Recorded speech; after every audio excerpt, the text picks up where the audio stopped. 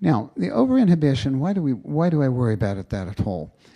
Because the New England Journal of Medicine are authors here. This was a letter to the editor, darn it. It wasn't even an article, but here's what they pointed out. And you'll find it in the New England Journal. They were reviewing something called the prostate cancer prevention trial. Now, you probably know that if somebody had out there an agent which really would effectively prevent prostate cancer, and it was a patent medicine, there would probably be a TV advertisement about it. Probably.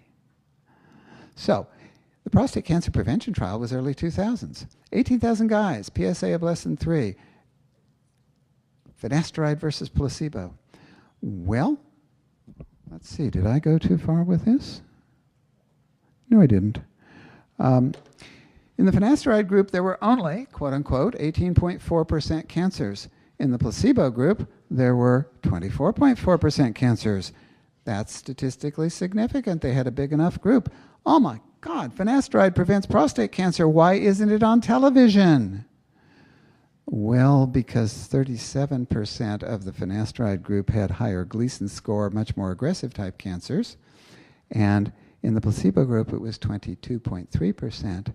And the television commercial would have said this: take finasteride. You have less of a chance of getting prostate cancer, but if you do get it, you're more likely to die. And that TV commercial would not have gone over well. So that's why we never saw about it.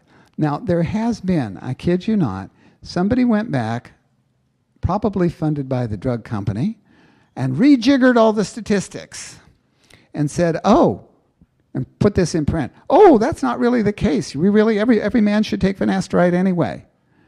You go back and look at that, it was the entire rejiggering of statistics and fits well within Mark Twain's remark of there are lies, damned lies, in statistics.